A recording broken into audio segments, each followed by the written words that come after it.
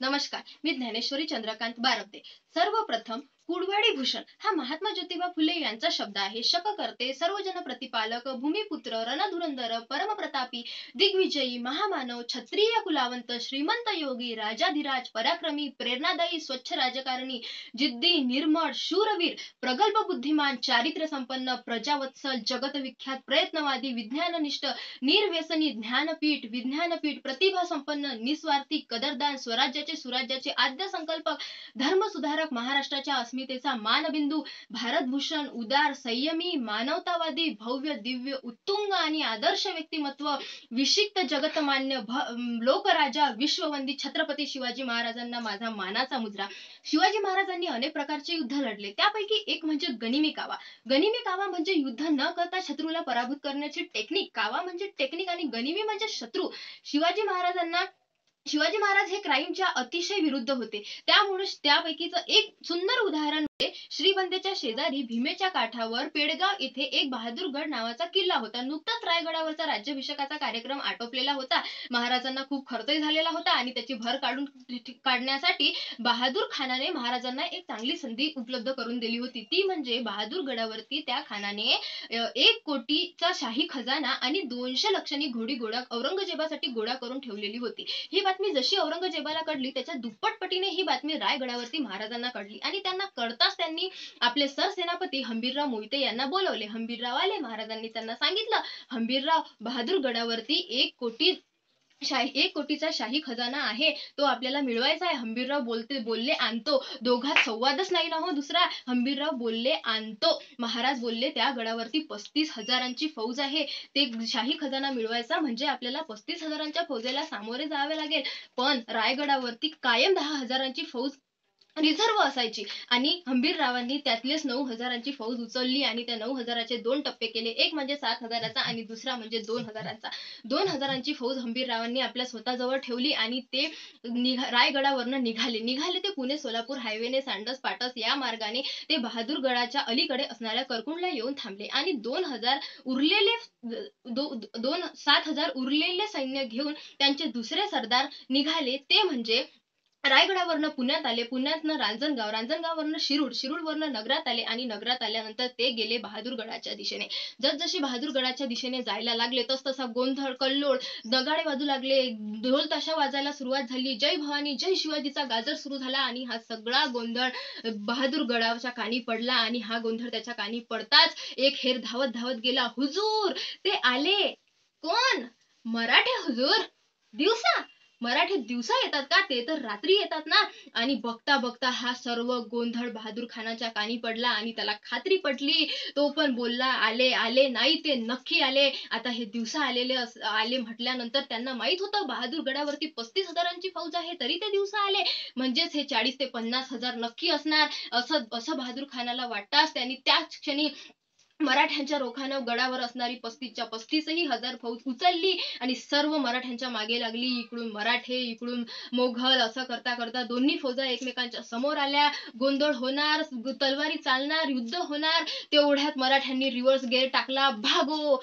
बहादूर खान चकित झाला. अरे ही काय पद्धत आहे का? याला काय म्हणायचं? मराठे पडून गेले आपल्याला घाबरून. आपले 35,000 सैन्य पाहून त्यांना असं वाटलं असेल हे 35,000 आहेत आणि हे आपल्याला घाबरून पळून गेले. परत चला बहादूर खान आणि बहादूर खानाचं सैन्य परत वळालं. 2-4 मैल अंतरावर जाताच मागचा हेर परत ओरडला, हुजूर, मराठे परत आले. बहादूर खानाला वाटलं हे परत आले, हे आपल्याला मारतील काय, यांचा काही भरोसा नाही. असं म्हणून बहादूर खान परत मराठ्यांच्या मागे गेला. तिकडून मराठे, इकडून बहादूर खान, परत दोन्ही फौजा एकमेकांच्या समोर आल्या. युद्ध होणार, तलवारी वाजणार, जय भवानी जय शिवाजीचा गजर सुरू झाला. हर हर महादेव म्हणत नारे देणं सुरू झाले. तलवारी उचलणार, वार होणार. तेवढ्यात मराठ्यांनी परत रिव्हर्स गेअर टाकला. भागो. तेव्हा बहादूर खानाचं डोकं फिरलं. तो म्हणाला, ही काय पद्धत आहे का? आपण मारायला गेल्यानंतर हे पळून जातात, याला काय म्हणायचं? मग मराठे पुढं, मोघल माग, मराठे पुढं, मोघल माग, असा पाठलाग सुरू लागला. मराठे 6 मैल अंतरावरती निघून गेल्यानंतर मग बादशाह बोलला, रुक जाओ, अब नहीं आएंगे, वो चले गए. असं म्हणत बहादूर खान परत बहादूरगडाकडे निघाला. तो 2-3 मैल अंतरावर जाताच परत मागचा हेर ओरडला, हुजूर मराठे परत आले. आता मात्र बहादूर खानाचं डोकं सटकलं. तो बोलला, आता मराठ्यांना सोडायचं नाही. काहीही झालं तरी हे वळायच्या आधीच त्यांच्यावर वार करायचा. जिथपर्यंत जातील तिथपर्यंत यांना पोचायचं. असं म्हणता म्हणता दोन्हीही फौजा एकमेकांच्या समोर आल्या. तर परत गोंधळ सुरू झाला. जय भवानी जय शिवाजीचा नारा सुरू झाला. हर हर महादेव सर्वजण बोलू लागले. तलवारी उचलणार, वार होणार, तेवढ्यात मराठ्यांनी परत आपला रिव्हर्स गेअर मारला आणि भागो. आता मात्र बहादूर खानाने ठरवलं होतं, आता हे जिथपर्यंत जातील तिथपर्यंत यांना चोपायचं म्हणजे चोपायचं. मराठे पुढं मोघल मागं, मराठे पुढं मोघल मागं, असं करता करता 6 मैल झाले, 8 मैल झाले, 15 मैल झाले, तरी मोघल मागच. मराठा शिरूरला आलं तरी मोघल मागच, नगर आलं तरी मोघल मागच. शेवटी मराठा पुण्यात पोचलं तरी मोघल मागच. जसं मराठा पुण्यात पोचलं तसं सगळे मराठे नाहीसे झाले. अर्धे कात्रजच्या घाटात, अर्धे सासवडच्या घाटात, अर्धे सिंहगडच्या घाटात. बादशाह म्हणाला, कहा गए यही तो थे. पण त्याला कुठं माहिती होतं, सह्याद्रीच्या दऱ्याखोऱ्यात फक्त 3च जण वास करू शकतात. एक म्हणजे वारा, दुसरा म्हणजे वाघ आणि तिसरं म्हणजे मराठा. चौथ्याचं काम ते नाहीये. बहादूर खानाला असं वाटलं, मराठे आपल्याला घाबरून पडून गेले, आपण त्यांना पराभूत केलं. आणि तो बोलू लागला, जीतम जीतम जीतम, भाग गए भगोडे मराठे, आम्ही त्यांना पराभूत केलं. या गोष्टीमध्ये तो खुश होता. पण बहादूर खान 35,000च्या फौजेसह पुण्यात आला. ही बातमी जशी करकुंडला असणाऱ्या हंबीररावांना समजली, तसंच त्यांना बहादूरगडावरचं रान मोकळं झालं होतं. हंबीररावांनी 2,000च्या फौजेसह बहादूरगडावर झेप घातली. तिथं असणारा 1 कोटीचा शाही खजाना त्यांनी पूर्ण ताब्यात घेतला. 200 घोडी त्यांनी ताब्यात घेतली आणि त्यांना तिथलं सर्वच घ्यायचं होतं. पण नाईलाजाने त्यांना उरलेल्याला आग लावून द्यावी लागली आणि हंबीरराव सर्व गोळा करून परत रायगडाकडे रवाना झाले. आणि आपला बादशहा हम जीतम जीतम करत बहादूरगडाकडे वळत असताना, तो बहादूरगडाकडे येऊन पोहोचताना त्याला गडावरून धूरच धूर दिसू लागला. त्याला काही समजेनासच झालं. मग गेटवरच्या वॉचमननी त्याला सांगितलं, हुजूर वो सब ले गए. कौन? मराठे हुजूर. तो हम किसके पीछे थे? मराठों के हुजूर. तो यहाँ कौन आया था? मराठे हुजूर. मग त्याला कळलं, असं बनवलं होय, म्हणजे 7,000 फौजांनी आम्हाला पळवलं आणि 2,000 फौजांनी इकडे काम केलं. या खुदा कैसे है ये मराठे. असं म्हणताच त्याला काही समजेनासच झालं. न करता 35,000 फौजेला सामोरही न जाता, आपला एकही मावळा न गमावता, स्वराज्याची कुठलीही हानी होऊ न देता शिवाजी महाराजांनी 1 कोटीचा शाही खजाना हा मिळवलाच. आणि यालाच म्हणतात शिवाजी महाराजांचा गनिमी कावा.